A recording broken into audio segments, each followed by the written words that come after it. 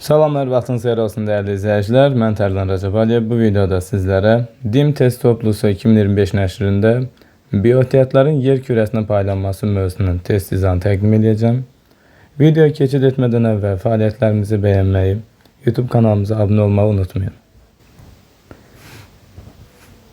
Buxarlanma ilə buxarlanma qabiliyyəti arasında fərqin daha böyük olduğu təbii zonalara bizdən istəyir. Siz bilməlisiniz ki, buxarlanma ilə buxarlanma qabiliyyəti arasındakı fərq ərazinin quraqlıq dərəcəsini bildirir. Fərq nə qədər böyükdürsə, ərazi o qədər quraqdır.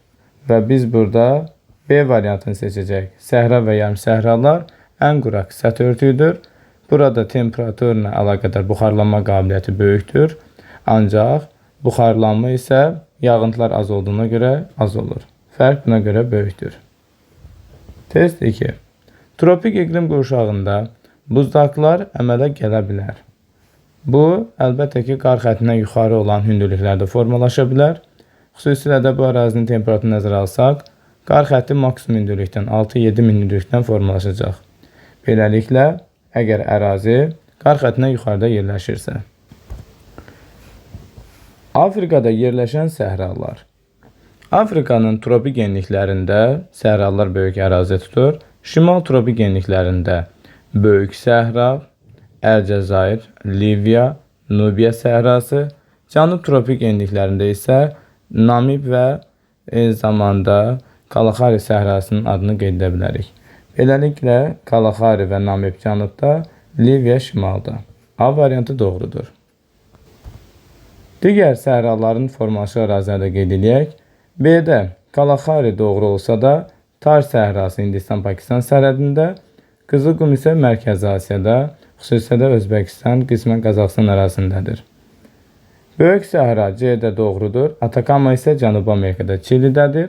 Rubel xali isə qeyd edəcəksiniz ki, Ərəbistandadır. D-də Namib doğru olsa da, Gobi Monqolistan Çin ərazisində, Viktoriya isə Avstraliya ərazisindədir.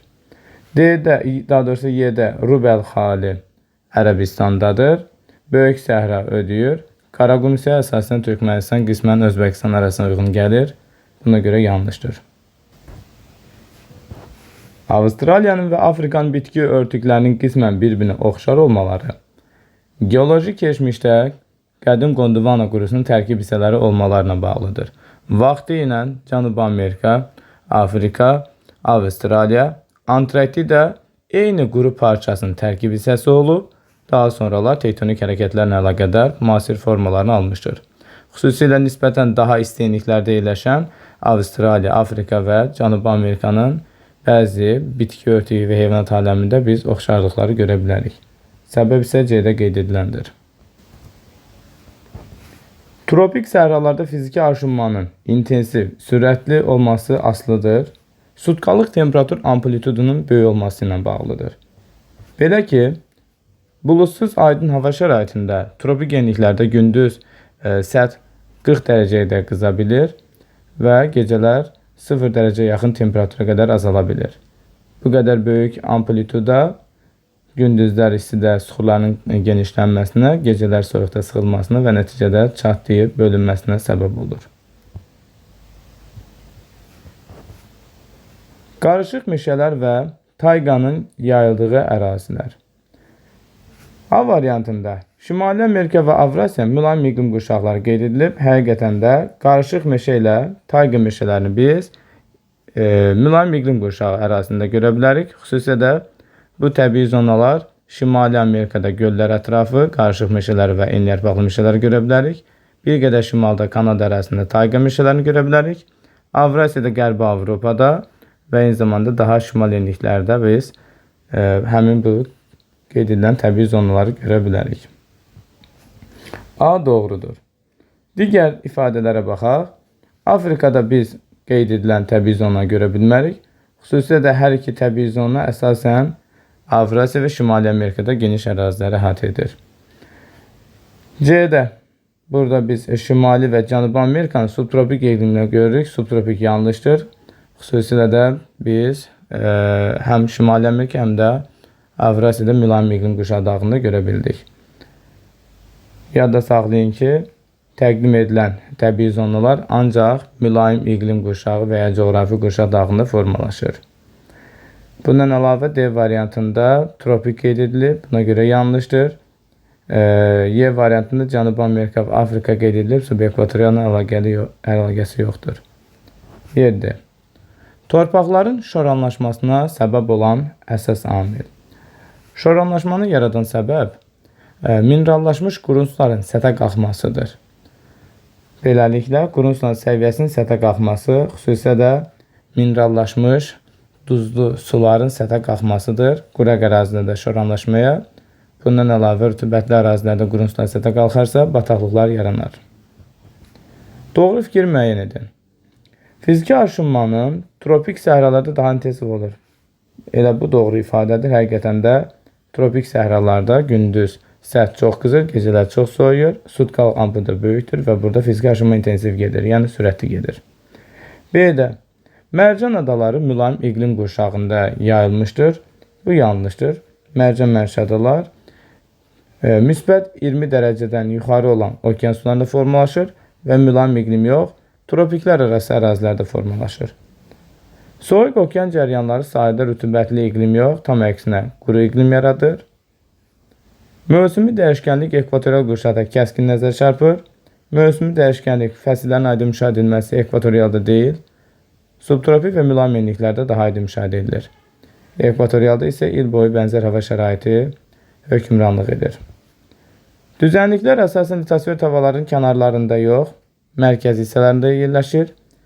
Tavaların kənar hissələri buna sərhəd deyə bilərsiniz. Həmin ərazilər seismik ərazilərdir. Belə ərazilərdə cavan dağlar görə bilərik. Fiziki aşınmanın daha intensiv getdiyi ərazilər, fiziki aşınma səhralarda intensiv gedir. Təqdim edilən variantlarda biz quraq əraziləri seçməliyik. A variantında Braziliya yaylası rütubətli ərazidir. Əsasən savannalar və dəyişkən rütubətli meşələrlə səthi örtülüdür. Buna görə variant doğru olmaz. B-də xüsusilə də burada Meksika əyaləsinin bir hissəsi uyğun gəlsə də, Amazon ovalığı dünyanın ən rütubətli ərazisidir. Həmişəyaşıl ekvatorial meşələr formalaşır. C-də Böyük Səhra, burada Qərbi Sibir pozar, çünki Qərbi Sibir ovalı əsasən tayqı meşələrindən örtülüdür. Buna görə şərtimizə uyğun gəlməz. D variantında Orta Dunay, enliyarpaqlı meşələrin olduğu ərazidir. Həmçinin Hind-Qanq ovalığı da əsasən şərtə uyğun gəlməz. Y variantında Böyük Səhra, İran yaylası quraq ərazilərdir. Atakama səhrası dünyanın ən quraq səhrasıdır. Məhz Çilidə yerləşir, Cənubi Amerikada bu hissədə.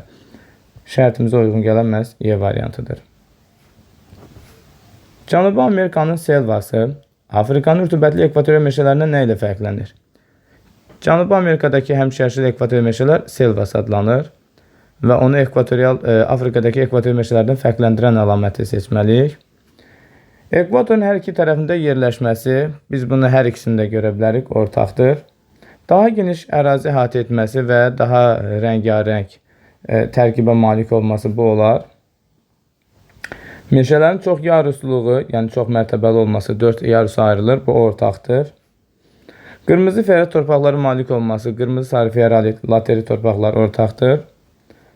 Alçaq təzyiq qurşağında yerləşməsi, ekvatorial ərazilərdə qalxan hava alçaq təzyiqdir və buna görə bol yağıntılı keçir. Qərb yarımkürəsində bütövlükdə yerləşməsi əlbəttə ki, məhz Amazon üçün səciyyəvidir. Afrikadakı ekvator meşələri isə qırmışın şərqdədir. Beləliklə cavabımız 2 və 6 olacaq. Y variantı buna uyğun gəlir. Atakama və Namib səhralarına aid olmayan cəhət. Atakama səhrası Cənubi Amerikanın qərbində məhz soyuq Peru cəryanı təsirindən formalaşır. Namib səhrası Afrikanın cənubunda tropik genlikdə soyuq Benger cəryanı təsirindən formalaşır. Tropik iqlim qurşağında yerləşmələri ortaqdır. Soyuq okean cəryanı təsirindən formalaşmaları ortaqdır. Alçaq yox, yüksək təzyiq qurşağında yerləşir. Siz bilməlisiniz ki, tropik genliklərdə enən hava yüksək təzyiq məhz belə bir hava şəraiti səhranı yaradır. Aid olduqları materiklərin qərbində yerləşir, ortaqdır. Cənub yarımkürəsi yerləşmələri ortaqdır.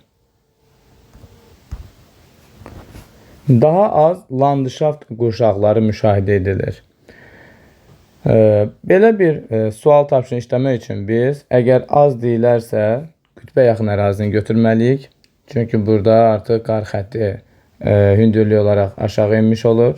Verilən variantlarda elə qütbün özü təqdim edilib. Arktik qurşaqda yerləşmiş ərazi təqdim edilib. Hündürlük artıq neçə olmasından asılı olmayaraq, burada yalnız artıq buzlaq landşaftı formalaşır. Şərtimizə uyğun olan da elə cavab olaraq budur.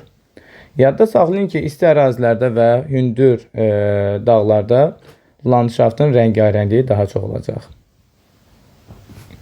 Atakama və Namib səhralar üçün ümumi əlamət. Bənzər sualı bayaq işləmişdik. Oxuyaq. Materikin şərqində yox, biz dedik ki, qərbindədir. Atakama Cənubi Amerikanın tropik enlikdə qərbdə yerləşirdi, Çili ərazisində. Namib səhrada Namibya dövlətinin ərazisində, Afrikanın məhz tropik enlikdə qərb hissəsindədir. Alçaq təzyiq qurşağında yox, yüksək təzyiqdə demişdik. İsti cəryan yox, soyuq Peru və soyuq Bengal cəryan tərsinə formalaşır. Cavab oldu Y variantı. Buxarlanma qabiliyyəti ilə buxarlanma arasında fərq azdır. Üzr istəyirəm, bircə dəqiqə diqqətsiz eləmişik. Burada Y variantı yanlışdır. Elə fərq çoxdur. D variantı olacaq, diqqətsiz elədik. Soyuq okean cəryanların tərsinə formalaşır. Bu barədə də məlumat verdik. Soyuq Peru və soyuq Bengal cəryan təsiri ilə. Y-dəki ifadə əksinə səhralarda buxarlanma qabiliyyət temperaturdan asılı olduğuna görə isti ərazilərdə qabiliyyət maksimum olur, 2000 mm çatır. Amma buxarlanma səthdən qalxan rütubətin miqdarıdır. Bu isə yağıntıların miqdarına yaxındır. Yəni təxminən 50-100 mm burada buxarlanma baş verəcək. Qabiliyyət isə 2000-dir, aradakı fərq də böyükdür. Şimal mülayim iqlim qurşağının tərkibində yaranan təbii zonalar. Şimal mülayim iqlim qurşağı budur. Coğrafi qurşaq olaraq da aşağıda biz həmin iqlim qurşağının ərazisinə uyğun coğrafi qurşaq görürük. Ərazi daxilində rəngarənglik var. Enli yarpaqlı meşələr, qarışıq meşələr, bir qədər daha yuxarıda iynə yarpaqlı meşələr görürük. Materikin mərkəzinə doğru meşə çöl və çöl landşaftı, daha mərkəz hissələrdə qura qıqım şəraitində yarımsəhra və səhra landşaftı, şərqdə Musson vilayətdə isə dəyişkən rütubətli cümlədən Musson meşələri görə bilərik. Bu arada mülayim iqlim qurşağı və ya coğrafi qurşaq Avrasiya və Şimali Amerikada geniş ərazi əhatə etdiyinə görə onun daxilində təbii zonalar daha çox formalaşıb. Gölyarpaqlı həmişəşi meşə və kolluq təbii zonası subtropikindir. Savanna seyrək meşələr əsasən subekvatorial, tropik, Avstraliyada həmçinin subtropik qurşaq daxilindədir. Səhra yarımsəhralar olar. Yadda salın ki, səhralar tropikdə, subtropikdə və mülayimdə ola bilir. Çöl və meşə çöllər məhz bu təbii zonada əsasən mülayim qisməndə subtropik ərazilərdə formalaşır. Qarışıq meşələr isə əlbəttə ki, enliyarpaqlı və qarışıq meşələr mülayimin ərazisində sadəcə formalaşır. Tundra meşə tundra isə subarktik iqlimin təbii zonasıdır. Cavab isə 3, 4, 5-dir.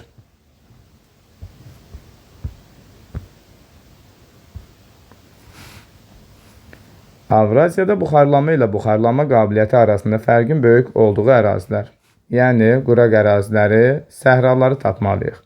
Qobi yaylası. Məhz xüsusilə də Avrasiya ərazisində Çin və Monqolistan arasında yerləşən Qobi ərazisi fiziki aşınmaya məruz qalıb, səthi səhralaşıb. Əsasən Qobi səhrası adı ilə dünyada məşhurdur. Skandinav yarımadası isə rütubətli ərazidir, soyuq ərazidir. Ərəbistan yarımadası tropik səhraların formalaşıq əraziyə misaldır. Burada məşhur Rub el-Xali, böyük və kiçik Nafud adında səhralar mövcuddur. Yava yarımadası İndoneziya ərazisində rütubətli ekvator meşədən formalaşıq ərazidir, ifrat rütubətlənmiş ərazidir. Təklə məkan isə qeyd edəcəksiniz ki, subtropik iqlim daxilində Çin ərazisindəki səhralaşmış ərazidir. Cavabımız artıq 1-3-5 olaraq A variantı edir. Qərbi Sibir ovalığı Rusiya Federasiyasının ərazisində əsasən tayqa, qismən də meşə tundra təbii zonadan formalaşdığı ovalıqdır. İfrat rütubətlənmiş və nəmlənmiş donuşluq ərazidir. Avrasiyanın subtropik iqlim qurşağı üçün səciyyəvi təbii zonalar. Avrasiya subtropik iqlim qurşağı. Subtropik iqlim qurşağı ilk öncə sizə xəritə üzərində təqdim edeyim. Gördüyünüz kimi bu şəkildədir. Qərbdə Aralıq dəniz, mərkəzdə kontinental, şərqdə isə Musson vilayətini görə bilərik Avrasiya daxilində. Təbii zonalara diqqət edəsi olsaq, qərbdə Aralıq dənizə cod yarpaqlı həmişəşil meşə və kolluqlar təbii zonası. Mərkəzdə kontinental vilayət daxilində yarım səhra və səhra landşaftı. Şərqdə musson meşələrin əlbəttə ki formalaşını görə bilərik. Yəni musson vilayətində musson meşələr formalaşır. Beləliklə subtropik daxilində cavabımız üzr istəyirəm, subtropik demir, sualın şərtini düzgün oxumamışam. Subarktik qurşaq deyir. Ona görə də izahımızı başdan alaq. Subarktika iqlimi daha şimaldadır. Təbii ki, həmin qurşaq daxilində isə biz tundra və meşə tundra təbii zonasını görəcək. Təbii zonalarda yəqin ki, legendadan özünüz baxırsınız. Atlasda o CD-ni təhlil edirik. Ekranda məhz davamlı bu səhifəni saxlayacağım. Cavabımızı qeyd edək. Tundra, meşə tundra. Az öncə qeyd etdiyimiz isə gələcək hansısa bir sualın izahıdır. O da sizlər üçün əlavə fayda vermiş olacaq. Daha çox yüksəklik qurşaqların yarandığı dağlar. Bununla bağlı bayaq bir balaca izah vermişdim ki, əgər daha çox deyilərsə, isti ərazidəki hündür dağları götürməliyik. Biz verilənlər içərisində hündürlüyünə görə seçilən dağları seçməliyik. Tutalım, Ural dağı o qədər də hündür deyil. Apalaş da həmçinin, Böyük Sahəcə də çox da hündür deyil. Krım da həmçinin. Apalaş bu şəkildə variantları siləcəksiniz. Cavab sadəcə olaraq elə B variantı qalacaq. Həqiqətən də adlar çəkilən bu dağlar 6000, 7000 təqribi hündürlüklər malikdir. Düzdür, burada bir təhlil edəsi olsa 7000-ə çatan dağ yoxdur. Ant dağları 6960 metr, Aconcagua zirvəsi, Kordilyer 6194 Makkinli və ya Denali adlanan zirvəyə malikdir. Qafqazda isə 5642 metr. Elbrus zirvəsi Rusiyada yerləşir. Beləliklə, bunlar nisbətən digər dağlara nəzərən daha hündür olmasına görə cavab olacaq. 18. Qırmızı sarı ferali torpaqların geniş yayıldığı təbii zona və ölkə. Qırmızı sarı ferali torpaqlar ekvatorial iqlim qurşağı daxilindəki rütubətli, həmişəyaşıl ekvatorial meşələrin torpağıdır. Beləliklə, ekvatorial meşələrin torpağı olacaq. Buna uyğun cavab bir dənə qalır. Ərazi olaraq bir dənə variant qalmır. Diqqətsiz elədik. D variantı uyğun olacaq. Çünki Mərakeş şərtə uyğun gəlməz. Rütubətli ekvatorial meşələr qeyd edilən D variantındakı dövlətlərin ərazilərinə uyğun gələcək. Braziliya, bu isə də Kongo və ya Kongo Demokratik Respublikasını görə bilərik. Afrikanın mərkəzi hissəsində, Avrasiyanın cənub-şərqində isə Malayziya və İndoneziya ərazisində məhz bu təbii zona və onun altında həmin torpaq tiplərini görmək mümkündür. Davam edək. Çimli podzol torpaqların geniş yayıldığı təbii zonanı bizdən istəyir. Çimli podzol qarışıq enliyarpaqlı meşələrin məhz torpağıdır. Müvafiq olaraq təbii zonanın formalaşıq ərazini sizə təqdim edim. Həm Qərbi Avropada, həm Şimali Amerikada göllər ətrafında görə bilərsiniz. Və əlbəttə ki, bu təbii zona qeyd edəcəksiniz ki, mülayimin qarışıq meşələrində görmək olar. Buna uyğun çimli podzolu Finlandiyanın cənubunda, ABŞ və Rusiya arasında qeyd etmək olar. Şərtə uyğun olaraq cavab D variantı eləyəcək. Bu arada Finlandiyanın ərazisini göstərim. Onun cənub hissəsində əslində qarışıq meşələri görmək olar. ABŞ-ın isə məhz bu göllər ətrafı hissəsində bu təbii zona və ona uyğun torpaq tipini görə bilərsiniz. 20-yə baxaq. Şimali Afrika səhralarını Avstraliyanın səhralarından fərqləndirən cəhət. Şimali Afrika səhralarını, tutan böyük səhranı Avstraliyadakı Victoria böyük qumlu səhralarından fərqləndirən cəhət. Yoldaşlar, Şimali Amerikada bu səhraların çökək hissələrində şirin qurunçlar səthə yaxın olduğuna görə burada çoxlu vahələr formalaşır. Vahələr şirin qurun səthə yaxın yerləşdiyi ərazilərdə, çökək hissələrdə təbii formalaşan yaşıllıqlardır. Adətən palma xurmasından ibarət müxtəlif bitkilər bitir. Beləliklə, D doğrudur. Avstraliya səhralarında vahələr çox da deyil. Bunun səbəbi isə şirin qurunçların dərində yerləşməsidir. 21-ə baxın. Codyarpaqlı həmişəyaşıl meşə və kolluqların yayıldığı əraziləri müəyyən edin. Codyarpaqlı həmişəyaşıl meşə və kolluqlar subtropikin Arad dəniz vilayətinə əsasən uyğun gəlir. Formalaşıq əraziyə gəlincə biz Avropanın cənubunda burada müvafiq olaraq Piriney, Apenin, Balkan yarımadası, həmçinin Asiyada Kiçik Asiya yarımadasının sahillərində, Afrikanın ucqar şimalında və Afrikanın ucqar cənubunda görmək olar. Amerikada isə ABŞ-ın qərbi hissəsində və ya az miqdarda burada düşməsə də Çilidə görmək olar, Çilinin mərkəzi hissələri. Avstraliyanın cənub-qərb və cənub-şərq qutaracağında məhz bu təbii zonlarını görmək mümkündür. Şərtə uyğun olaraq biz əlbəttə ki, bir rəqəmin formalaşıq ərazini seçməliyik, yəni bu Piriney yarımadasıdır.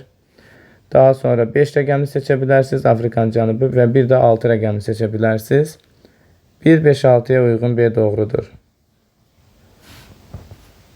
Musson meşələrin yayıldığı ərazidən müəyyən edin.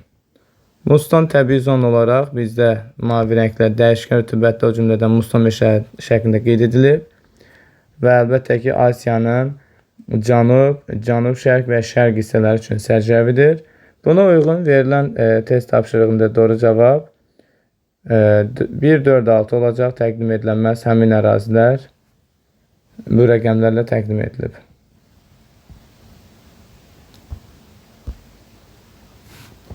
Afrika və Cənubi Amerika üçün ümumi olmayan cəhətlər. Afrika və Cənubi Amerika üçün ümumi olmayan. Ekvator xəttinin kəsməsi ortaqdır. Gondwana qurusuna aid olması, cənubdakı bütün materiklər Gondwananın tərkibində idi. Həmçinin yadda saxlayın ki, Ərəbistan, Hindistan da vaxtı ilə Gondwana qurusunda idi. Mezozoid Avrasiya birləşib, buna görə Avrasiya üçün yad havalardır.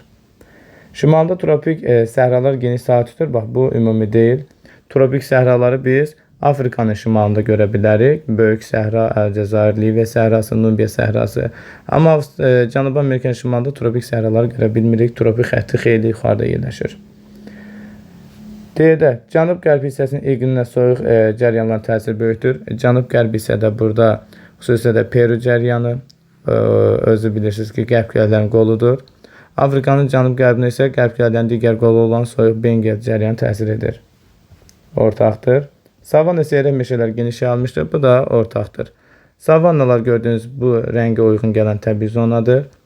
Afrikada həm qeyd edəcəksiniz ki, subekvatorialda, həm də tropik iqlim qurşağı daxilində formalaşır və materikin 40%-ə yaxın, bəzən də 40%-dən artıq da demək olar, ərazisini əhatə edir. Cənubi Amerikada 20%-ə yaxın ərazisini əhatə etməkdədir. Əsasən subekvatorial və tropik iqlim qurşağı daxilində formalaşır Cənubi Amerikada da.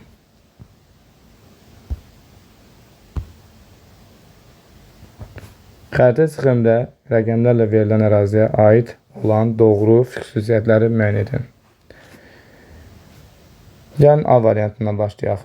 2 rəqəmi ilə 2 rəqəmin yerini görürsünüz. Cape yarımadasıdır. Qarışıq meşələr geniş yayılıb. 2 rəqəmin olduğu ərazilərdə biz savanna və dəyişkən rütubətli meşələr görürük. Bizdən doğruları istədiyinə görə yanlışdır. B variantında 1 rəqəmi üçün nə təqdim edilib? Çöl və meşə çöllər. Avstraliyanın bu hissəsi tropik səhralardır. O yüzdən də B də yanlışdır.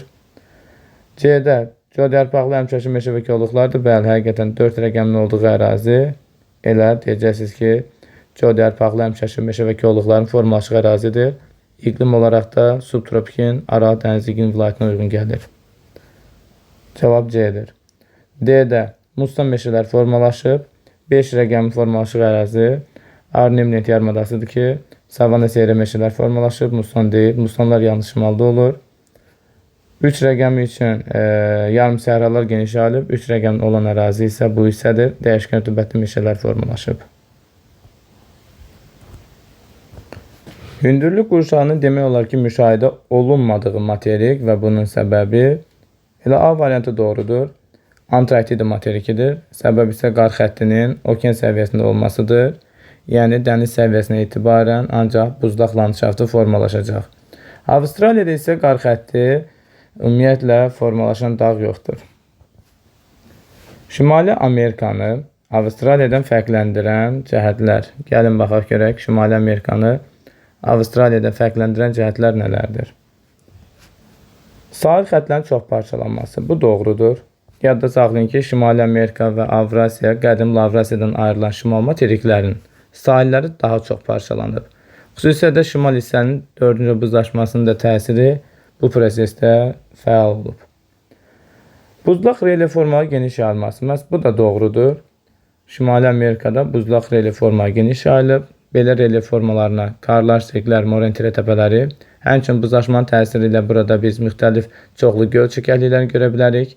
Eyni zamanda Şimali Amerikanın şimal hissədə sahil xəttlərinin daha çox girinti çıxıntılı və fjord tipli sahillərin formalaşdığını görürük. Az öncə qeyd etdiyim kimi Avstraliya yeganə materikdir ki, burada ümumiyyətlə qar xəttinə malik dağ yoxdur. Ən hündür zirvəsi Kastuyuşkadır 2228. Onun hündürlüyü isə qar xəttinin ərazi üçün formalaşacaq hündürlükdən xeyli aşağıda qalır. Və buna görə də materikin ərazisində ümumiyyətlə buzlaqların fəaliyyəti demək olar ki, hiss edilmir. Buzlaq relyef formalarına demək olar ki, rast gəlinmir. Cavabımız artıq bəllidir. 1-2-ni seçdiniz. Cavan dağların mövcudluğu, bunu da götürə bilərsiniz. Avstraliya bilirsiniz ki, bütövdə platformadır. Buradakı əsas dağ sistemi materikin şərqindəki böyük su ağacı silsilədir və o da qədim dağdır. Caledon Hersin qırşığına aid edilir. Paleozoik yaşlıdır. Şimali Amerikanın qərbindəki məhz Kordilyer dağları orta yaşlı mezoik yaşlıdır.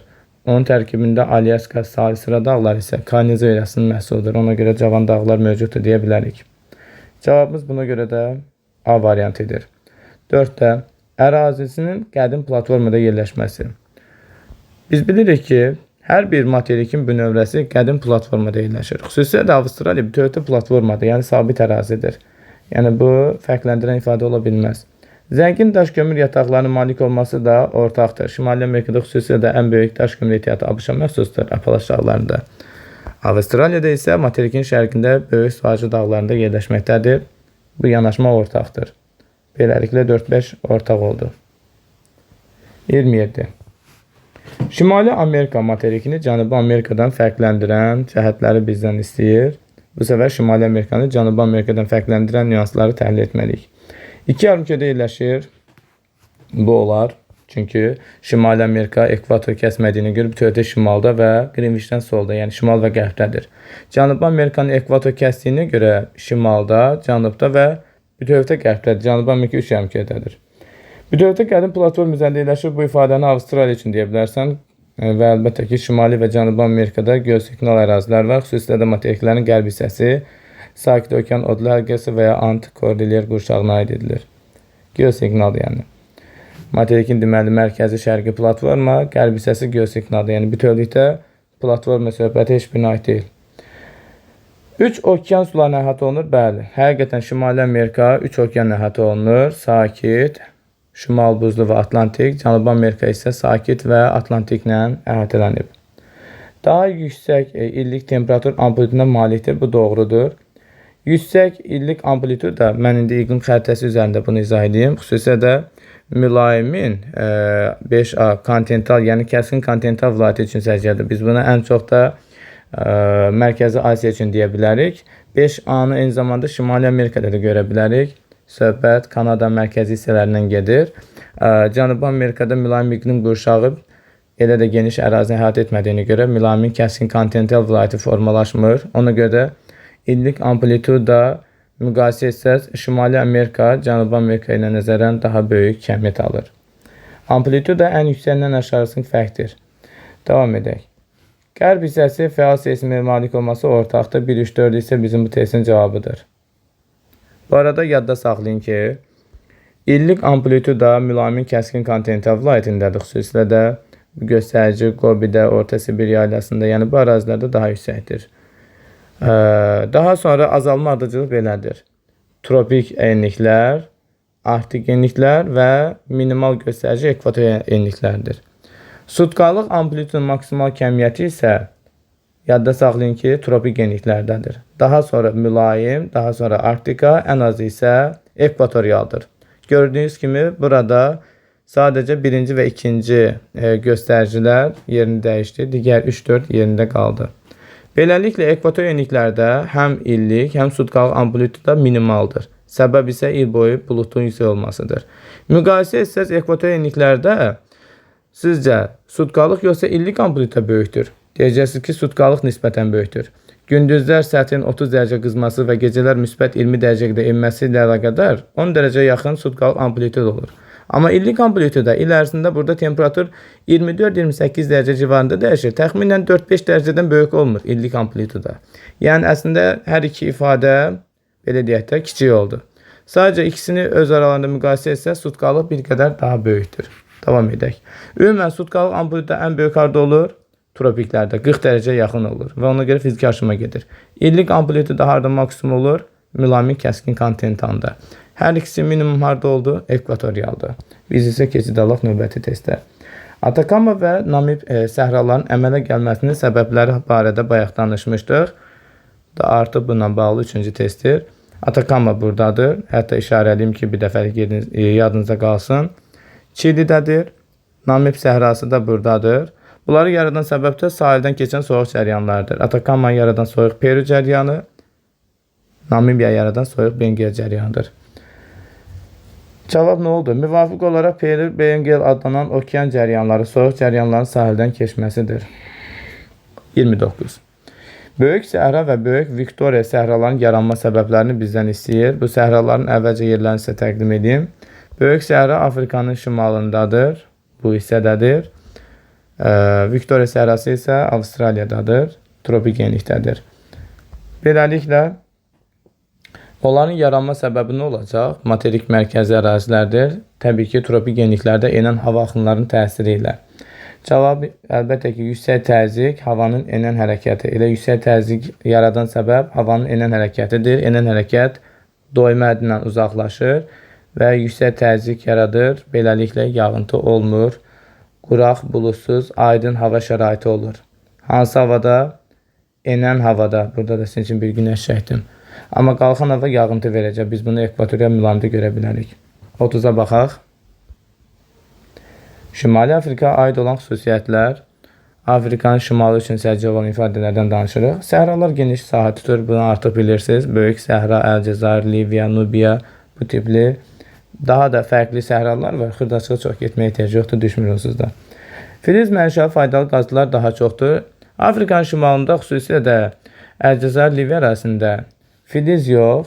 Qeyd edəcəksiniz ki, yanar faydalı neft qaz ehtiyatı var. Bu yanlışdır. Çökmə mənşəli faydalı qazda zəngindir. Bəli, neft qaz üzvü mənşəli çökmə faydalı qazıntıdır. Buna görə seçirsiniz. Gölyarpaqlı meşə və kolluqlar yayılır. Bəli, şimal hissənin lap şimalında söhbət Aral dənəzi sahilindən gedir. Əlbəttə ki, biz gölyarpaqlı meşə və kolluqları bax bu hissədə görə bilərik.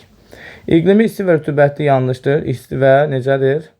Qurudur, çünki səhralar geniş yayılır. Çay şəbəkəsində quraq ərazilərdə necə olar? Seyrək olar. Buna görə ifadələr rahatlıqla silərsiniz. Quru iqlim şəraitinə malikdir. Bu doğru ifadədir. Bəli, quraqdır. Cavab artıq bəllidir. 1, 3, 4, 7 buna uyğun variantı seçək. B variantıdır.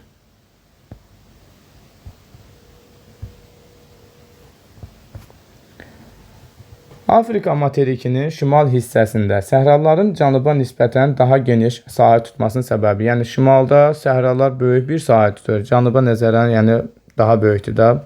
Səbəb nə ola bilər? Ölçüləri. Təbii ki, şimal hissə daha böyük ölçüyə malikdir. Tropik genlik burada gördüyünüz kimi geniş ərazi əhatə edir. Enən hava burada böyük ölçüdə səhra yarada bilir.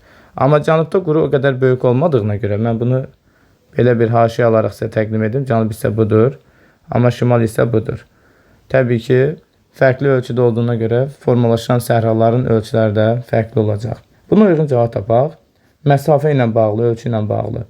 Ərazinin böyüklüyü, qərbdən şərqiyə doğru geniş məsafədə uzanması, bax bu bizim axtardığımız cavabdır. Xəritə sxemdə rəqəmlərə uyğun gələn təbii zonaların müvafiq ardıcıllığını bizdən istəyir. Bir rəqəmi ilə xəritədə gördüyünüz kimi bu hissə gölyarpaqlı həmişəşin meşə və kolluqlar təbii zonasıdır. Davam edək. Buna görə cavab olaraq biz D və E arasında qalırıq. 2 rəqəmin formalaşdığı ərazi Karpentariya körfəzi sahili. Həmin bu ərazi savanna və seyrək meşədir. Savannalara uyğun D variantı artıq doğru cavab çıxır. Y-də isə səhralar təqdim edilib. 3 rəqəmi isə tropik səhralardır. Həmin ərazi təqribən Viktoriya səhrasının olduğu əraziyə uyğun gəlir. Cavabımız gördüyünüz kimi D variantıdır. Kordilyer dağlarının mərkəzi hissəsində yarımsəhra landşaftının yaranmasının səbəbi. Mərkəzi hissədə yarımsəhra niyə yaranır? Diqqət edin, məhz bu hissədə təxminən 40 şimal enliyində Kordilyer dağları bir qədər genişlənir. Və burada hər tərəfdən dağlarla əhatələnən, yüksək quraq yaylı olan böyük hövzə yaylası yerləşir ki, onun da səthi əsasən yarım səhradır. Beləliklə, bu ərazinin yarım səhra olmasının səbəbi nə oldu? Deyəcəksiniz ki, dağlarla əhatələnməsidir. Beləliklə, hər tərəfdən dağ silsilərinə əhatələnməsidir. Bu da rütubətli havanın okeanlardan bu əraziyə gəlib çatmasına imkan vermir. Davam edirik. Cənubi Amerikada rütubətli ekvatorial meşə zonasına aid olmayan xüsusiyyətlər. Cənubi Amerikanın rütubətli ekvatorial meşələrinə aid olmayan. Hündür ot örtüyünün üstünlüyü. Bu yanlışdır. Ekvatorial meşələr sıx cəngəlliklərdir. Çox yaruslu meşələrdir. Meşələri hətta 4 mərtəbəyə ayırmışıq. Birinci mərtəbələr 60 metrə qədər olan hündür ağaclar idi. İkinci mərtəbə 20-30 metr olan ağaclar idi. Daha sonra 10-20 metr və 3-4 metr olan otkol bitkiləri ay döşəyi formalaşırdı. Hətta bu ərazidəki meşələr lianlar tərəfindən daha da sıxlaşır və gündüzün günorta çağı belə ala-qaranlıq olur. Hündür ot örtüyü və seyrək meşəni biz savanna və seyrək meşə dediyimiz təbii zonada görəcəyik. Qaldı ki, digər ifadələr elə rütubətli ekvatorial meşə üçün səciyyəvdir. Torpağı həqiqətən də qırmızı-sarı feralitdir. Yağıntıların il boyu bərabər paylanması ekvatorial iqlim olduğuna görə deyəcəksiniz ki, doğrudur. Hətta 2000-3000 mm düşür deyirsiniz ortalama. Sıx meşə örtüyüdür. Bax, bu doğrudur. A, yanlış idi. Fəsillərin müşahidə edilməməsi, yəni ekvatorialda il boyu bənzər hava şəraiti olur. İl boyu isti və rütubətlidir. Bir fəsil. Ümumən nəzər salaq, iqlim qurşaqlarından nəzər salaq hətta. Ekvatorial və Arktika, Antarktikada bir fəsil olur. Ekvatorialda il boyu isti və rütubətli olur. Arktika, Antarktikada isə il boyu soyuq, şaxtalı və quru olur. Sonra subarktika ilə subekvatorialda əsasən iki fəsil olur. Subarktikadakı fəsil deyəcəksiniz ki, qısa, sərin, yay ayları yağıntılı keçir, çünki mülayim hava kütləsi əraziyə daxil olurdu. Və daha sonra uzun soyuq, şaxtalı və quraq keçən qış olur, çünki bu aylarda arktik hava üstün olurdu. Subekvatorialda da iki dənə fəsil olur dedik. Burada əlbəttə ki, yay aylarında deyəcəksiniz ki, ekvatorial hava kütləsi daxil olur, isti rütubətli olur. Qış ayları isə quraq keçir, amma yenə isti olacaq, çünki tropiklərə yaxın ərazilərdir. İl boyu düşmə bucağı böyük olur. Deməli, yay isti rütubətli, qışı isə isti və quru olur. Qaldı ki, fəsillər aydın müşahidə edilir. Harda? Subtropik və mülayimdə. Yəni, belə ərazilərdə il ərzində günəşin düşmə bucağı kəskin dəyişir, yayda düşmə bucağı artır. 4 fəsil ona görə müşahidə edilir. Qışda da əksinə kiçilirdi. Tropiklərin səhralarında il boyu bənzər hava şəraiti əsasən çox da dəyişmir. Düzdür, yay və qış olaraq fərqləndirsək də bu ərazilərdə səhra deyiriksə il boyu əsasən quraq, temperatur sadəcə düşmə bucağının dəyişməsinə əlaqədar müəyyən miqdarda dəyişir. Yay aylarında ortalama temperatur 30-35 qədər qalxır, qış aylarında isə bu göstərici təxminən 15-20 dərəcə civarında olur. Əsasən quraq keçir. Rütubətli tropikdə də bənzər hava şəraiti demək olar ki, il ərzində kəskin dəyişmir, temperatur sadəcə bir qədər dəyişir. Burada yağıntılar əsasən 1500-2000-ə yaxın bərabər paylanır. Temperatur isə 20-30 arasında əsasən müəyyən dərəcədə tərəddüd edir. Davam edək. Şimali Amerika materiki üçün səciyyəvidir. Gəlin, baxaq görək, Şimali Amerika üçün nə səciyyəvidir? Şimalda buzlaq mənşəli relyef formalarının üstünü təşkil etməsi. Bu doğrudur. Həm Avrasiya, həm də Şimali Amerikada çoxlu buzlaq relyef formaları var. Həm karlar, seklər, morentirə təpələri, həm fjord tipli sahillər, həm də çoxlu buzlaq mənşəli göl çuxurları formalaşıb. Şərq hissəsində hündür dağ sistemi uzanır. Bax, bu yanlışdır. Çünki şərq yox, qərb hissəsi deməlidir. Kordilyer dağları qərbindədir. Prerlə enlik istiqamətə tam zolaq əmələ gətirməsi. Üzr istəyirəm, aid olan deyir, diqqətsizlik elədik. Gəlin, fikirlərimizi təzən düzəliş eləyək. 35 nömrəli testi sizlər üçün təzən oxuyacağım. Az öncə diqqətsizlik elədim. Şimali Amerika materiki üçün səciyyəvi olan, yəni düzgün ifadəni seçirik. Elə A-dakı ifadə, bəli, həqiqətən də təsdiq edirik ki, doğrudur. Amma digər ifadələr isə yanlışdır. Misal üçün, B-də şərq hissənin hündür dağ sistemi olması bu yanlışdır. Biz bilirik ki, şərqdə yox, Kordilyer harada idi? Qərb hissədə idi. Yaxud da ki, C-də prerilərin enlik istiqamətini tam zolaq əmələ gətirməsi. Bu da yanlışdır. Prerilər enlik dediyimiz təbii komplekslərin ekvatordan qütbə doğru bir-birinə vəzlənməsidir. Yəni biz bunu tutalım da, məsəl üçün enliyi biz Avrasiyada görə bilərik, çöl təbii zonasında. Amma Şimali Amerikada enlik yox, meridional istiqamətdədir. Bunu yaradan dağların meridional boyunca uzanması və qol vızdım cəryan təsiridir. Davam edirik. Bu da yanlışdır. D və Y də yanlış olacaq. Dağların şimaldan gələn hava kütləsinin qarşısını kəsməsi yanlışdır. Çünki dağlar meridional istiqamətdədir. Enlik boyunca hündür dağ sistemi olmadığına görə şimaldan gələn arktik hava kütləsi ilə cənubdan gələn müvafiq olaraq tropik hava kütləsi rahatlıqla maneəsiz toqquşa bilir və mərkəzi hissələrdə nə yaradır? Tornadolar. Hətta cənub ştatlarında da biz bunu görə bilərik. Ekvatorial meşələr geniş yayılıb. Ümumiyyətlə Şimali Amerikada yadda saxlayın. Ekvatorial meşələrdən başqa şimal üçün səciyyəvi olan digər təbii zonaları görə bilərik. Ekvatorial ümumiyyətlə formalaşmayıb. Yəni qaldı ki, geniş yayılsın. Cavabımız əlbəttə ki, düzgün olan dediyinə görə A olacaq. Davam edək. Az öncə bu sualı əvvəlcə diqqətsizlik etmişdik. Sonra 36-ya baxacağım. Cənubi Amerika materikinə aid olmayan mülayim qurşağın meşələri, çöllər, deməli, səhralar. Mülayim qurşaq daxilində biz meşələr görə bilərikmi, çöllər və ya səhralar görə bilərikmi? Aid olmayan deyir sual şərtinə, diqqət edin. Yoldaşlar, mülayim qurşaq meşələri deməli materikin cənub-qərbində bu Çili olan hissədə formalaşa bilir, doğrudur. Çöl təbii zona, bu da doğrudur. Xüsusilə də Pampalar adlanır, Argentina, Uruguay arasında. Səhralar da xüsusilə də Atakamada əsas nəzər çarpacaq. Eyni zamanda yarım səhralar biz Patagoniya əyaləsində də görə bilərik. A səciyyəvidir, bizdən aid olmayandır. B-də savannalar, səhralar və yarım səhralar. Savanna seyri meşə ilə materikin 20% ərazisini əhatə edir. Bu doğrudur. Səhralar da az öncə bildirdik. Yarım səhralar da Patagoniya misal çəkə bilərik. Amma C bizim üçün axtardığımız cavab olacaq. Tayqa, tundra və meşə tundra. Bunlar yadda saxlayın ki, şimal materikləri olan Şimali Amerika və Avrasiya ərazisindədir. Cənub materiklərində biz bu təbii zonanı görə bilmərik. Tayqa xüsusilə də mülayimin təbii zonasıdır. Mülayimin şimalındakı iynə yarpaqlı meşələrdir. Tundra meşə tundra isə subarktika iqlim qurşağı və ya coğrafi qurşaq daxilində formalaşan təbii zonadır ki, cənub materikləri çox cənuba uzanmadığına görə, soyuq ərazilərə gedib çatmadığına görə burada formalaşmır. Yəni Afrika burada bitir. Əgər Afrika təxminən bu işarə qoyduğum əraziyə qədər uzansaydı, o zaman biz orada tundra meşə tundranı görə bilərdik.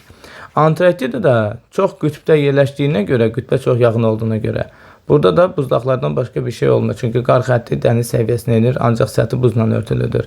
Yəni tayqa, tundra kimi təbii zonaların heç birini görə bilmirik. Qaldı ki, enliyarpaqlı meşələr. İndi burada tayqanı şərtimizə uyğun olaraq seçə bilsək də cölyarpaqları görə bilərik. Enliyarpaqlını da əsasən görə bilərik. Enliyarpaqlı buradadır, cölyarpaqlı isə bir qədər bu hissədədir. Selva, Cənubi Amerikada yadda saxlayın ki, ekvatorial meşələr elə selva adlanır, selvaya selvas.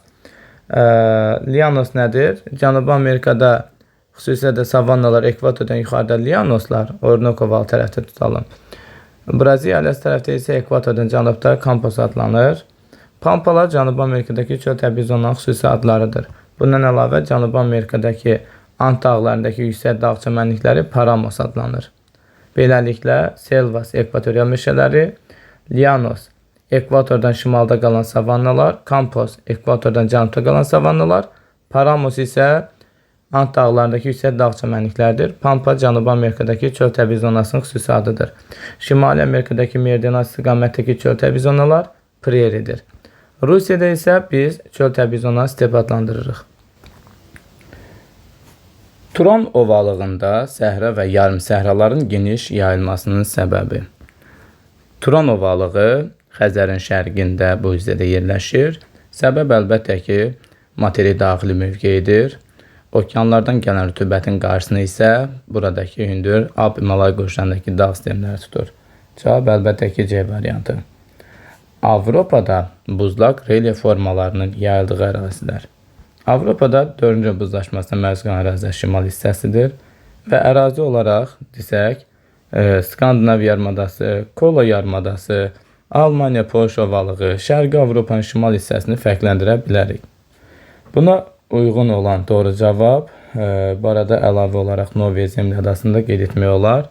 Belə adalar əlbəttə ki, Şimal Buzlu Okeandakı yerləşən adalardır. Əlavə olaraq həmçinin Spitsbergen və yaxud da ki, digər adaları qeyd etmək olar. Söhbət qütblərdəki adalardan gedir. Az öncə qeyd etdiyimiz adaları sizlərə təqdim edim. Novya Zemlya elə yeni torpaq adasıdır. Frans Iosif, Spitsbergen kimi adalarda buzlaşmaya məruz qalan ərazilərdir. Skandinav yarımadası, Jutlandiya yarımadası, həmçinin Almaniya, Polşa ovalığı, Şərqi Avropanın şimal hissəsi, Kola yarımadası kimi ərazilər buzlaşmanın əsas məruz qaldığı ərazilərdir Avropa regionunda. Avraziyada rütubətlənmə misalın vahiddən böyük olduğu təbii zona. A variantında meşə tundra və tundra. Bu göstərici xüsusilə 300 bölünsün 200-dür. Əlbəttə ki, vahiddən böyükdür. Doğru cavab budur. B-də tayqa. 350 bölünsün 300 vahiddən böyük olsa da, çöllərdə rütubətlənmə 0.6-dır. Təxminən 400 bölü 600, 300 bölünsün 500. Enliyarpaqlı meşələrdə bu göstərici 800 bölünsün 700 birdən böyükdür. Amma yarımsəhralarda rütubətlənmə 0.3-dür. Tutalım 300 bölünsün 1000 mm. Musson meşələrdə 1 olsa da, çöllərdə az öncə bildirdik ki, vahiddən kiçikdir.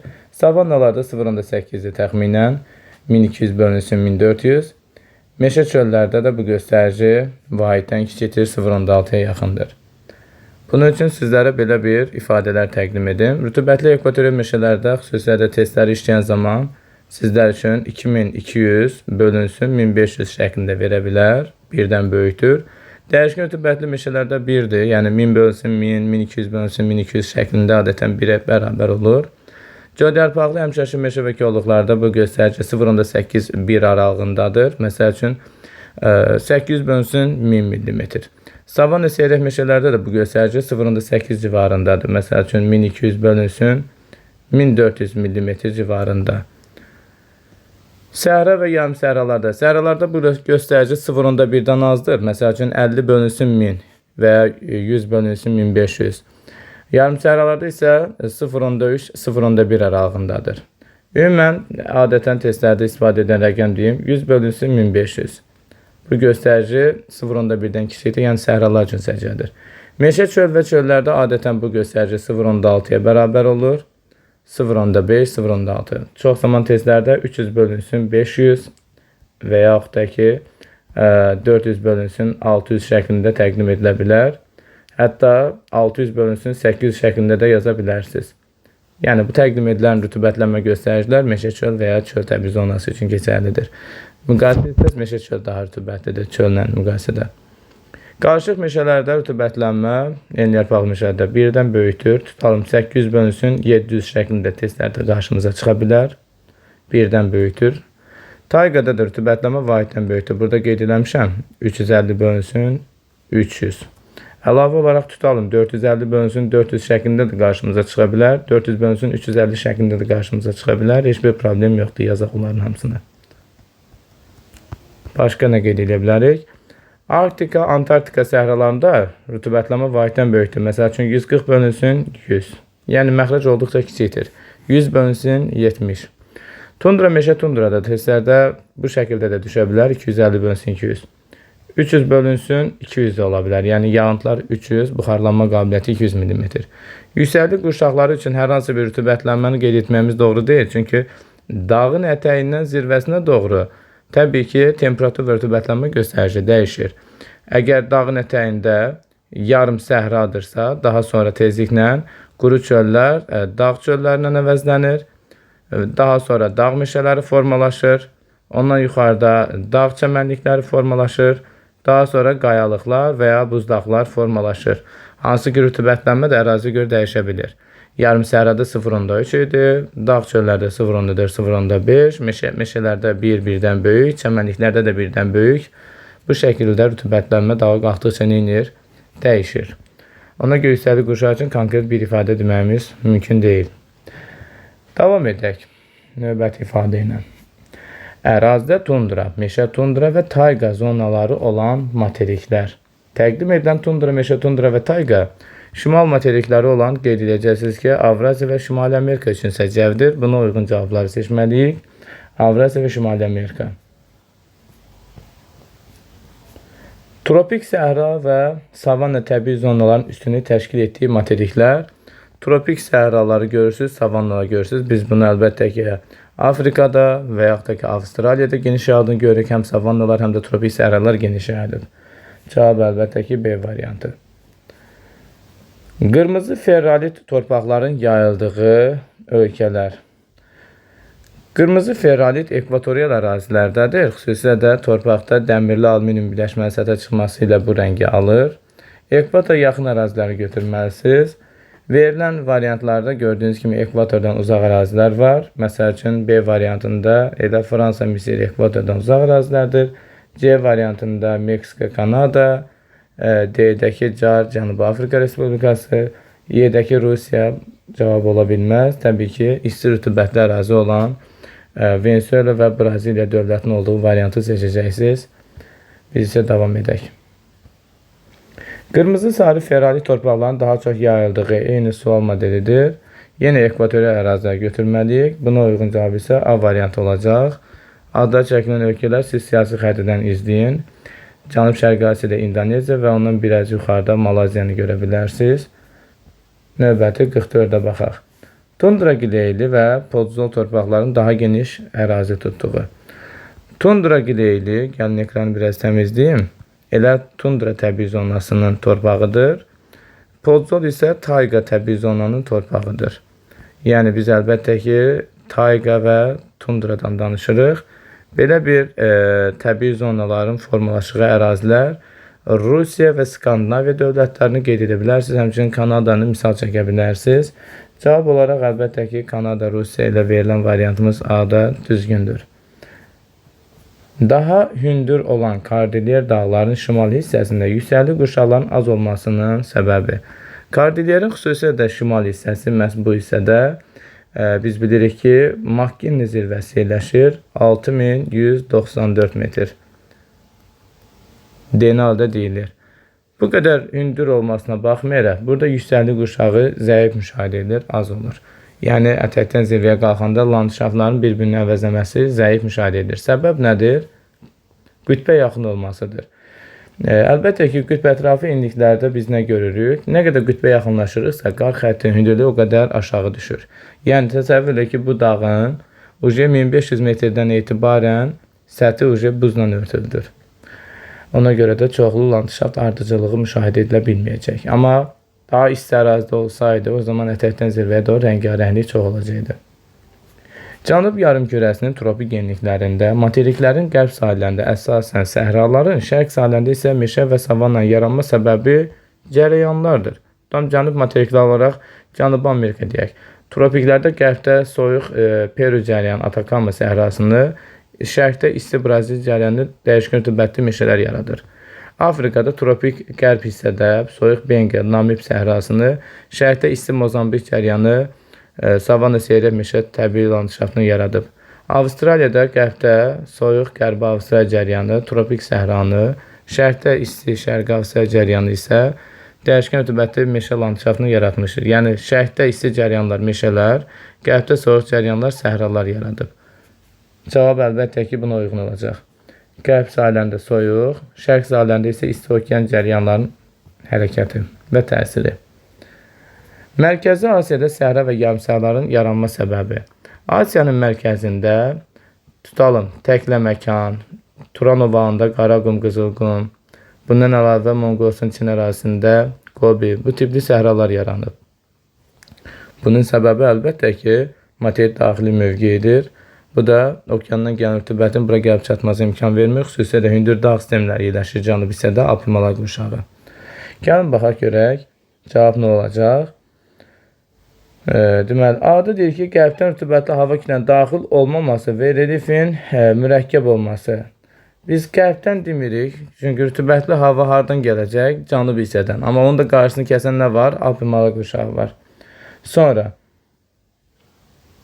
Cavab elə D variantındadır da biz vaxt çox itirməyək. Okeanlardan uzaqda olması, çünki materikin mərkəzi böyük bir qitədir və materikin mərkəzi də deyəcəksiniz ki, xeyli okeanlardan uzaqdır.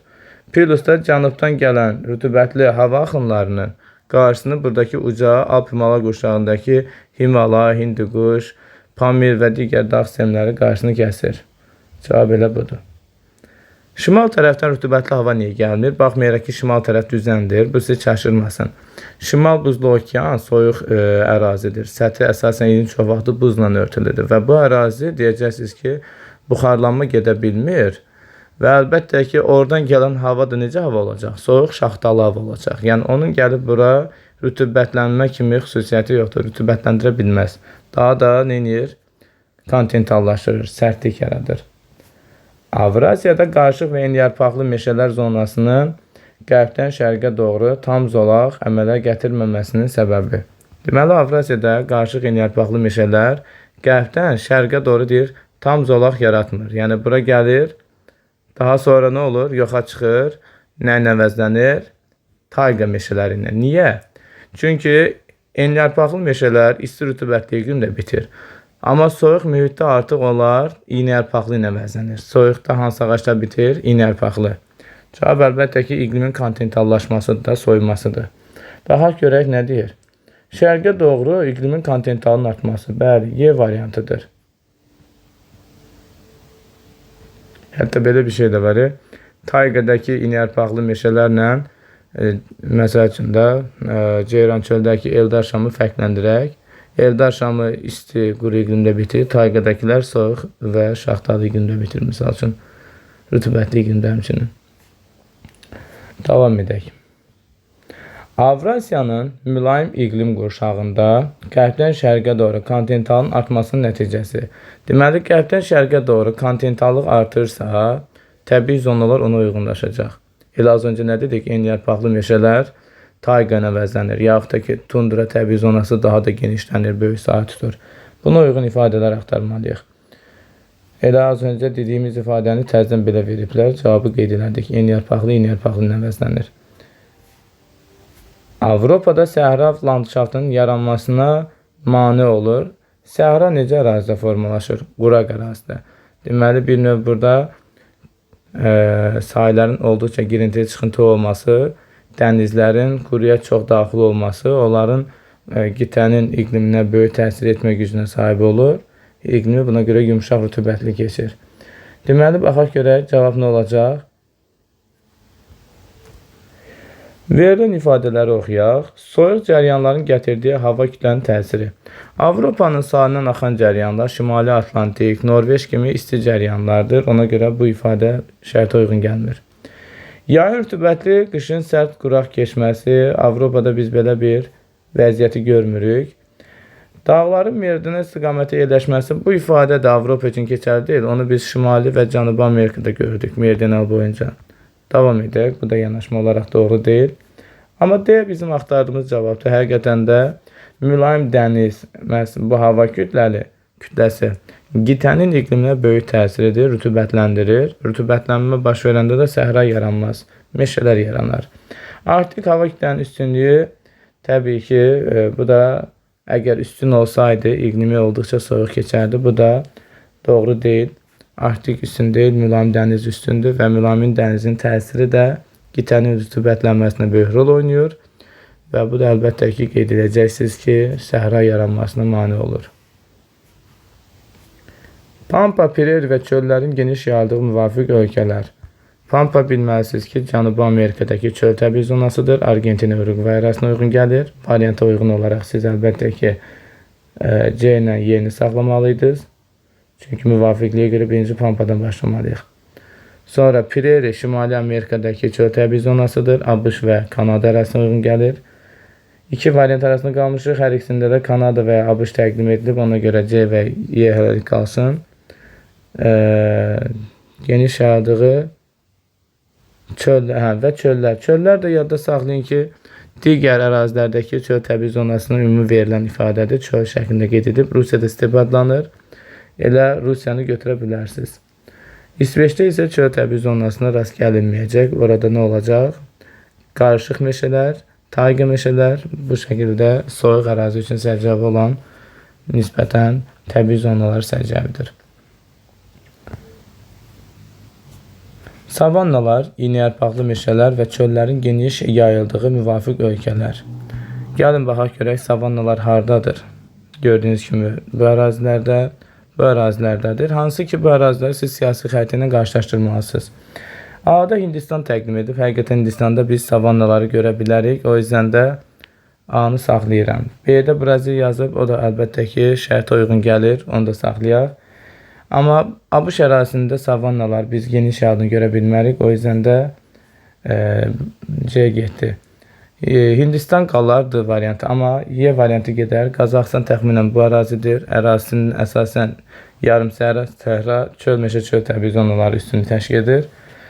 Sonra davam edək. İndi isə iynəyarpaqlı meşələrin olacağı əraziyə baxaq. İynəyarpaqlı meşələr bu ərazilərdədir. Əsasən Rusiya, Skandinaviya ölkələri və Kanada. Yəni biz qaldığımız variantlarda bu tip region ölkəni götürməliyik. A-da İsveç doğrudur, amma Venezuela təbii ki isti ərazidir. Orada savannalar olacaq. Ona görə sildik. Deməli B də gedər. D-də Rusiya təqdim edib, doğrudur. O zaman üçüncüyə baxaq. Çöllər təqdim edilib. Çöllər bayaq bildirdik. Cənubi Amerikadakı Pampalar xüsusilə də Argentina, Uruguaydadır. Prairie Şimali Amerikada ABŞ, Kanada ərazisindədir. Avrasiyada çöl təbii zonası Şərqi Avropa dövlətlərində tutalım. Bu hissədə Ukrayna, daha sonra isə Rusiya Federasiyası, Qazaxıstan, Çin ərazisində görə bilərik. Monqolistanda da qismən var. İndi bu adlar saydığımız ölkələri seçməliyik. Ölkə olaraq biz A-la D-dəki üçüncüyə baxmalıyıq. Özbəkistan, Qazaxıstana. Təbii ki, Özbəkistan bu hissədə səhralıqdır. Qızılqum ərazisinin çox hissəsi. Ona görə o olmaz. Biz haranı götürəcəyik? Qazaxıstan. Məhz Qazaxıstan dövlətinin şimal hissəsi çöl, meşə, çöl təbii zonasına uyğun gəlir. Beləliklə, həqiqətən savannalara müvafiq olaraq siz Hindistanı, iynəyarpaqlı tayqa meşələrinə İsveçi, çöllərə isə Qazaxıstanı qeyd edə bilərsiniz.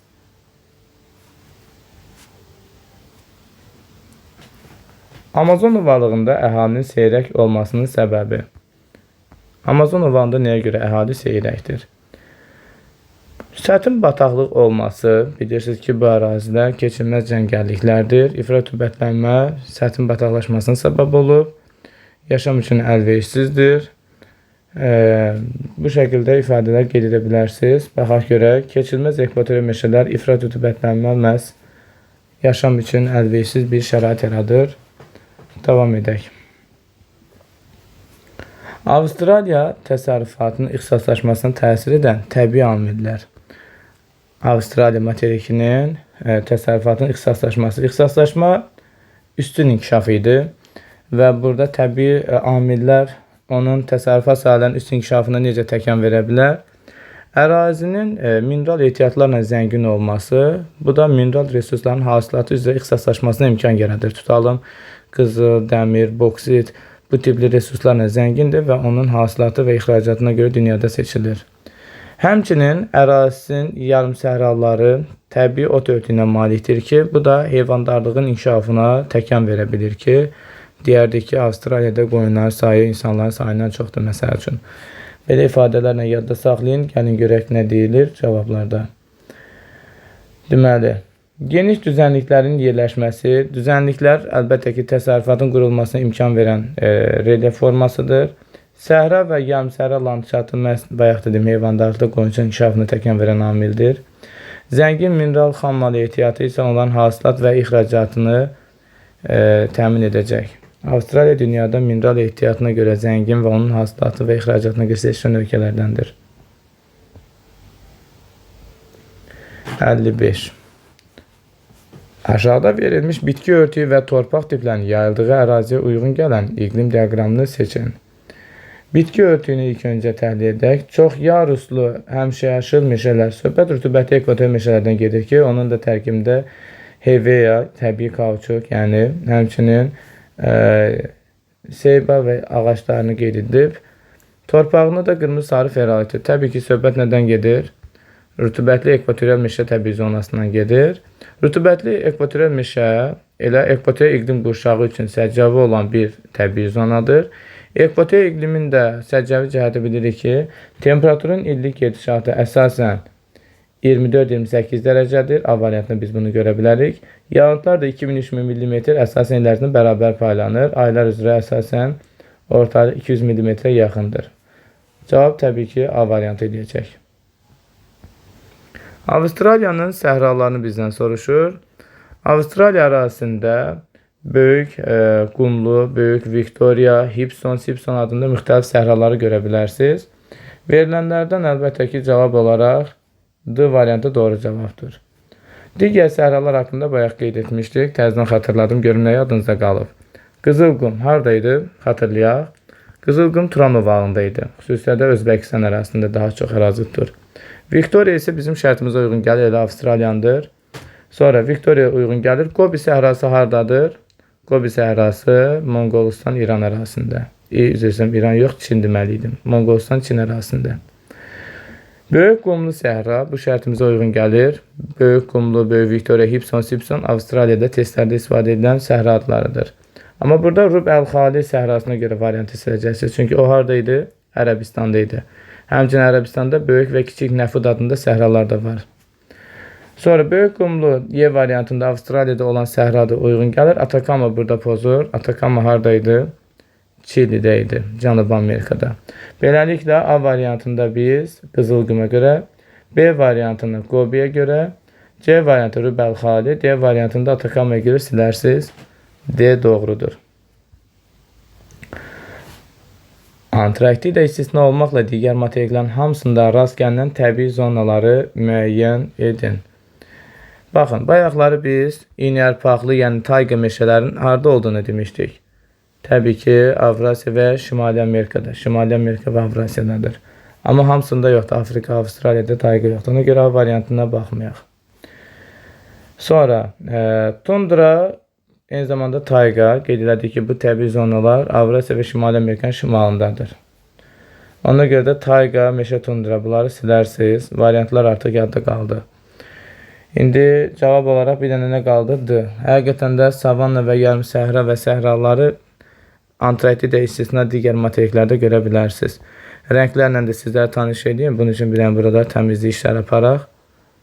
Deməli, savannanın, təbii zonanın rəngi artıq bəllidir.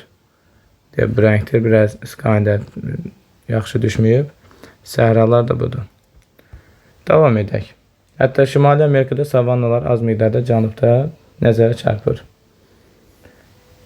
Şimali Amerika materikinə aid olmayan təbii zonanı müəyyən edin. Deməli, ekvatorial. Yadda saxlayın ki, Şimali Amerikada ekvatorialdan başqa digər bütün təbii zonaları görə bilərik. Ekvatorialdan başqa hər şey var. O zaman nə götürək? Ekvatorial meşələri olan C variantını. 59. Cənubi Amerika və Afrika materikləri üçün ümumi olmayan cəhət. Cənubi Amerika buradır, Afrikada budur. Ümumi olmayan. Şimal və cənub yarımkərində yerləşirlər. Ekvator kəsdiyinə görə bu ümumidir. Bizdən ümumi olmayan deyir. Ekvator xətti kəsir, elə az öncə bildirdik. Bəli, hər ikisini ekvator xətti kəsir. Şimal və cənub tropik xəttləri hər ikisini kəsir. Artıq bu doğru cavabdır. Çünki ümumi deyil. Cənub tropiki hər ikisi kəssə də, şimal tropikini biz Afrikanı kəsdiyini, Cənubi Amerika isə kəsmir. Atlantik okean sahilində yerləşir, kəsişmə ortaqdır. Savanna isə elə meşə var, hər ikisində Afrikada 40%, Cənubi Amerikada 20% ərazini tutur. Fiord tipli sahillərin daha çox müşahidə edildiyi yarımadalar. Fiordlar dik sıldırımlı, dar körfəzlər idi. 4-cü buzlaşmasına əlaqədar olaraq biz Kanada sahillərində, Skandinaviya sahillərində görə bilərdik. Qaldı ki, yarımada olaraq Skandinaviya yarımadası doğru cavabımız ola bilər. Davam edək.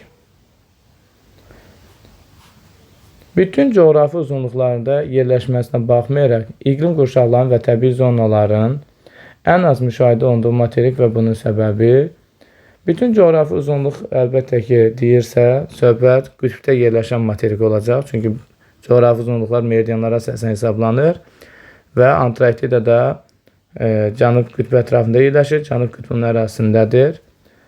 Və Antarktida materikində təbii ki, coğrafi qurşaq və iqlim qurşaqları ən az formalaşmasının səbəbi əlbəttə ki, ancaq soyuq olmasıdır. Cavab olaraq Antarktida qütb ətrafı enlikdə yerləşməsidir və bu mövqe ilə əlaqədar iqlimi sərt soyuqdur və digər hər hansı bir bitki örtüyü, landşaft tipləri rəngarənglik yaranmır. Avstraliya və Cənubi Afrikanın, daha doğrusu şərq sahillərində səhraların olmamasının səbəbi. Deməli, Cənubi Afrika və Avstraliyanın şərqində şərqdən nə keçir? İsti cəryanlar. Yadda saxlayın, tropiklərdə şərqdə isti cəryanlar, qərbdə isə soyuq cəryanlar olur. Cavab əlbəttə ki, deməli, relyef amili, bəli, burada relyef və isti okean cəryanı təsiridir. Xüsusilə Avstraliya şərqində böyük sahəcə silsilə var, burada da əjdaha dağ sistemləri var. Məhz okeandan əsən rütubətli küləklərin qarşısını kəsir. Bu da şərq hissələrdə xüsusilə rütubətlənmənin daha da artmasına səbəb olur. Afrikanın şimalında, Avstraliyanın mərkəzi və qərb hissələrində geniş yayılmış landşaftlar. Afrikanın şimalında tropik səhraları görürük. Avstraliyanın mərkəzi və qərbində də eyni ilə tropik səhraları görürük. Cavabımız nə oldu? Səhra və yarım səhra landşaftı. Torpaqlara aid olan xüsusiyyətləri qruplaşdıraq. Strukturlu torpaqlar dənavar torpaqlardır ki, hava və su rejimini yaxşı keçirirdi. Məsamələr burada aralı olurdu. Struktursuz kip olan var idi, tozvarı olan torpaqlardır. Hava suyu yaxşı keçirmədiyinə görə məhsuldarlıq bunlarda az olur. Əlverişli su hava rejiminə malik olan strukturlu olacaq. Humusun miqdarı azdır, humus çürüntüdür və miqdarı çox olarsa məhsuldarlıq yüksək olur. Az olarsa da məhsuldarlıq aşağı olacaq. İkinciyə aiddir. Çöl zonasının qara torpaqları. Qara torpaqlar ən məhsuldar torpaqdır. Torpaqda humusun miqdarı artdıqca torpağın rəngi tündləşir. Əlbəttə ki, strukturlu torpağa aiddir. Hava və suyu pis keçirirsə, struktursuzdur, əlverişsizdir. Mexaniki tərkibinə görə qumlu torpaqlar, yadda saxlayın ki, qumlu dənavar olur, danavar olduğuna görə strukturlu olacaq. Gilli torpaqlar isə struktursuz torpaqlara aiddir. Münbitliyi azdır, gilli torpaqlar. Gilli kip olduğuna görə su keçirmir, ona görə su havanı yaxşı keçirməyəndə struktursuz olur. 1-3-5, 2-4-6 buna uyğun bir cavab tapacaqsınız. İğnəyarpaqlı meşələr təbii zonasının yerləşdiyi iqlim qurşağına aid olmayan əlamət. İğnəyarpaqlı meşə dediyimiz söhbət tayqa meşələrindən gedir. Tayqa meşələrdə hansı iqlim qurşağında formalaşır? Mülayimdə. Torpaqlar bilirsiniz ki, pozoldur. Rütubətlənmə misalda burada hələ yazmışdıq. 350 bölünsün 300, yəni vahiddən necədir? Böyükdür. Davam edək. Xüsusilə də ərazi olaraq Şimali Amerika və Avrasiya arasında formalaşır. İndi isə həmin təbii zonun yerləşdiyi iqlim qurşağına aid olmayan hansı iqlim qurşağında yerləşir? Mülayimdə. Mülayimə aid olmayan ifadələri tapmalısınız. Alçaq təzyiq, pozol torpaqlar üstünlüyü təşkil edir. Bu doğrudur. Həqiqətən də mülayim və eyni zamanda ekvatorialda qalxana və alçaq təzyiq edir. Plus da torpaqlar pozol külə çalandır. Doğrudur. Enən hava mümkün buxarlanma yüksək olması bu yanlışdır. Daha doğrusu elə yanlış hissələrinə görə götürəcəksiniz. Biz az öncə dedik ki, qalxan hava üstündür. Tropik və daha doğrusu ekvatorial və mülayimdə qalxan havadır. Tropik və qütblərdə enən havadır. Enən hava yox, qalxan hava olmalıdır. Mümkün buxarlanma temperaturda nasıldır? Tayqalan formalaşıq ərazi yüksəkliklərdir, soyuq ərazilərdir. Orada mümkün buxarlanma təxminən 300 mm bərabərdir. Bu da aşağı göstəricidir. Mümkün buxarlanma maksimal göstəricisi tropik səhralardadır, 2000 mm bərabərdir. Amma qütbə getdikcə bu göstərici kiçilir, qütblərdə minimum olur. Digər ifadələr il ərzində eyni hava kütləsinin təsirinə məruz qalır. Bəli, mülayim iqlim qurşağı əsas iqlim olduğuna görə özü məxsus eyni adlı mülayim hava kütləsi olur. İl boyunun təsirinə məruz qalır. Qərb külələrinin təsiri altındadır. Bu da doğrudur. Qərb külələri məhz tropiklərdən mülayimə doğru əsən küləklər idi. Əlbəttə ki, daimi külək olaraq bu enliklər qərb külələrinin təsiri altındadır. Pasatlar isə tropiklərdən ekvator doğru əsən küləklərdir. Qütb küləklər isə qütbdən mülayimə doğru əsən küləklər idi. Köknar, şam, toz ağacı, qızılağac kimi iynəyarpaqlı bitkilərdən ibarət olması bu da səciyyəvi idi. Təbii zonalar üçün səciyyəvi olan ifadədir. Sonra 66. Zonal landşaftı əmələ gətirən amillər. Zonal enlik boyunca təbii komplekslərin ekvatordan qütbə doğru bir-birinə əvəzləməsidir və o səth amillərdən asılı olaraq formalaşır. Səth amilləri də burada təqdim edilən ifadələrdən xüsusilə də Y variantındakı yağıntı və temperatur, onunla əlaqədar torpaq və bitki örtü heyvanat aləmidir, budur. Amma yadda saxlayın ki, relyef, geoloji quruluş, həmçinin xüsusilə də burada başqa yazılmayıb, sıxırlar, faydalı qazıntılar, bunlar artıq zonal amil yox, azonal amillərdir, hansı ki, daxili qüvvələrin fəaliyyətinə əlaqədar formalaşır. Zonal landşaft əmələ gətirən amillər isə səthdən asılı olaraq ekvatordan qütbə doğru dəyişən göstəricilərdir. Bunlara temperatur, yağıntı, torpaq, bitki örtü, heyvanat aləmini qeyd edə bilərik. Həmçinin də səth sularda aid edilir. Söhbət yeraltı sulardan da xüsusilə də qurun sularını qeyd etmək olar. Amma arteziyan suları azonal amilə aiddir. Onlar daha dərindədir.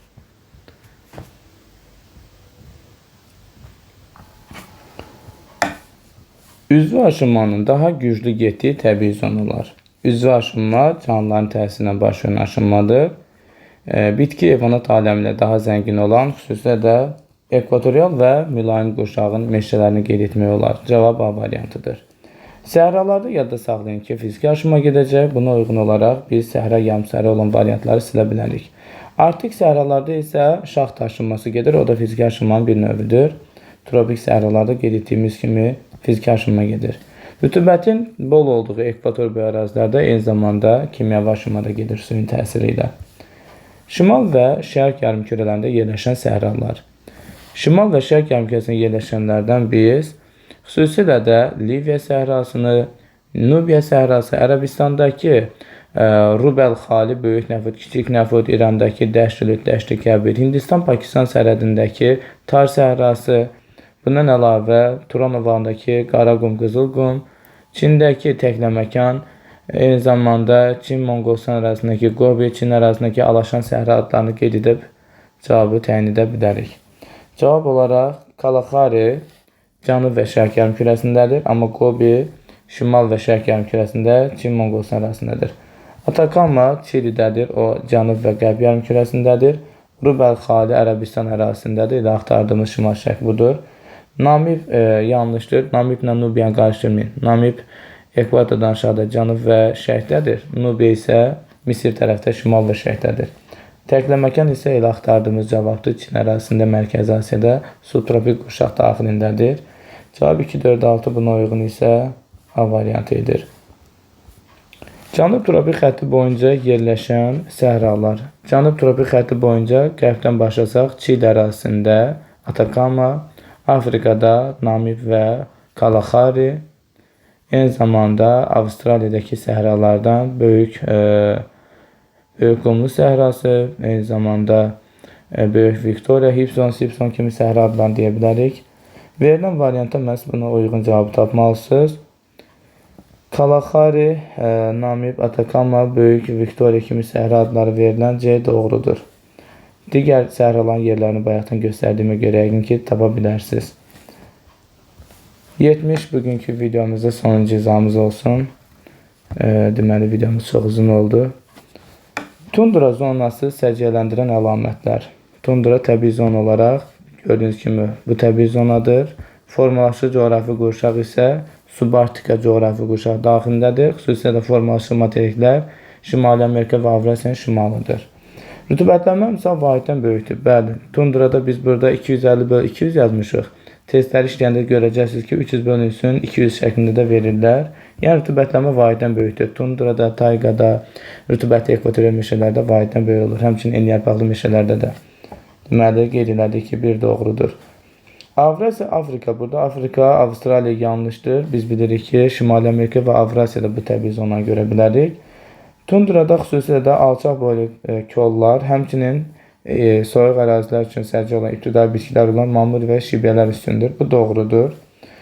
Enliyarpaqlı və enliyarpaqlı meşələr geniş yayılır. Bu yanlışdır, çünki onlar isti ərazidə, enliyarpaqlı isə tayqada formalaşır.